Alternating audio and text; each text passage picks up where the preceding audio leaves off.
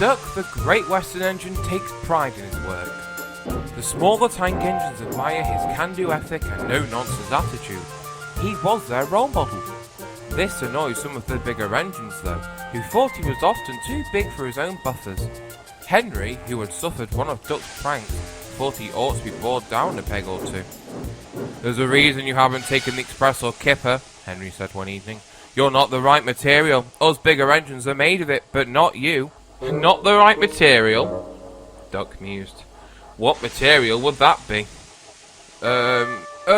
It's not a physical material per se, it's an aura of ability, not something you can muster. You'll always be stuck with the less important jobs, I'm afraid." "Oh, I don't know," Duck replied. "I think banking is a rather important job, wouldn't you say?" Just then the Fat Controller arrived. "Henry, Gordon is delayed at the works, so could you cover the Express this evening? Duck, please pop along to Crovan's Gate tonight with some ballast trucks." "See?" Henry smirked. "Point proven. But without the ballast I deliver, you wouldn't be able to run. Ballast is essential for keeping tracks clear and in place as engines roll by. So technically my job is more important than yours." Henry really didn't like that, but then he had an idea. "Well then, if it's really so important, why don't you take the old branch line to Crovan's Gate instead of the main line? It's quicker after all, then you'll have more time to do whatever it is you little engines get up to." "Worth a try," Duck mused. "An efficient engine is a really useful engine." And Duck laughed, but Henry hadn't told him the line was supposedly haunted and night was on its way. Duck began heading down to the junction.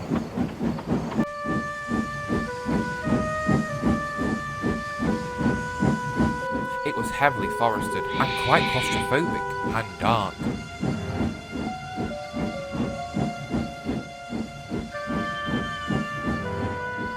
Soon they approached a level crossing. Duck pulled up in front of the closed gates and waited. The signalman then came out to see them. "Why have you stopped?" he asked. "The line's clear." "We're waiting for the gates to open," Duck said. "They are open," the signalman replied, rather confused. Duck's eyes flickered from the signalman back to the gates. But they were closed," Duck protested. "I didn't hear them open, and you're out here, so they couldn't have opened by themselves."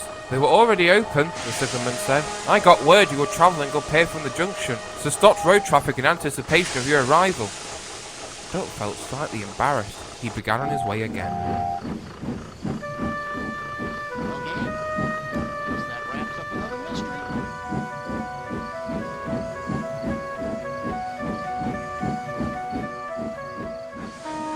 The next morning he spoke to Reneus and Scarlory. "That old line is rarely used," Reneus said. "Rumour has it that it's haunted." "Haunted?" Duck gasped. "By what?" "Back in our day on the line linked Malin and Crovan's Gate," Scarlory explained. "One night a train set off late. It was going fast to make up lost time, but derailed on the viaduct and crashed into the fields below.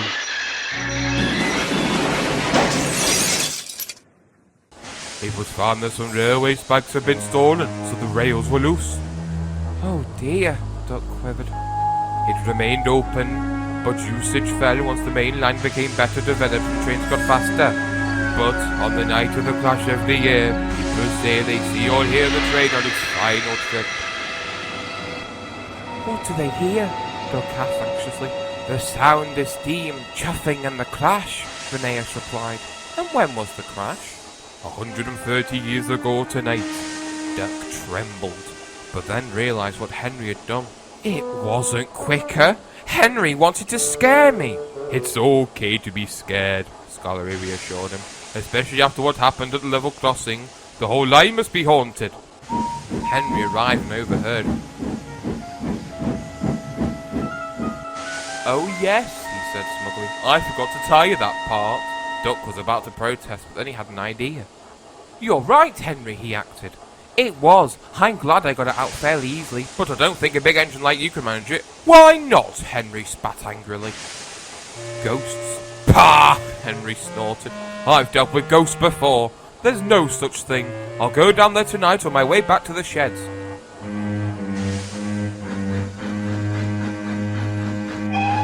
Later that evening, Henry was ready to set off. He felt nervous. His driver was puzzled by his requested route change. Also, he wants to go down the branch line. Oh, it's forested. It'll make a nice change, Henry answered. But really, he didn't want to be shown up by Duck for a second time.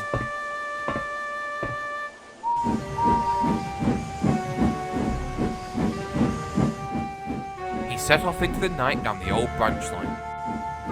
Everything started out fine, but the further they went, the more eerie things became.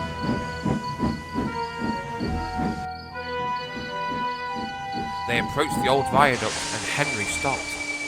"Are you sure it's safe to cross?" he asked his driver. His nerves were getting the better of him. "Of course," his driver replied. "Why wouldn't it be?" "Shh," the fireman interrupted. "Listen. It's a single-track route. There shouldn't be another train on here."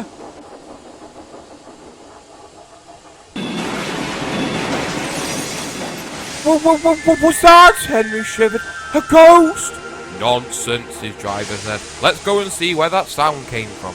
Reluctantly, Henry started up again.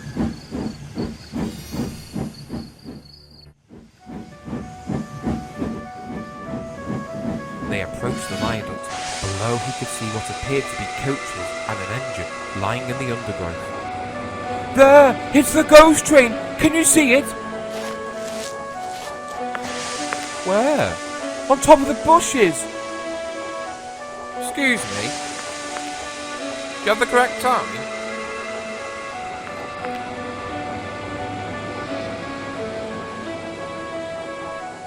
"Did you see and hear him too?" Henry's driver asked. "Asking about the time." "Yeah," the fireman replied hesitantly. "Who?" "There was a guard that was asking for the time, but he vanished," his driver said. "Come on, old boy, we're getting out of here."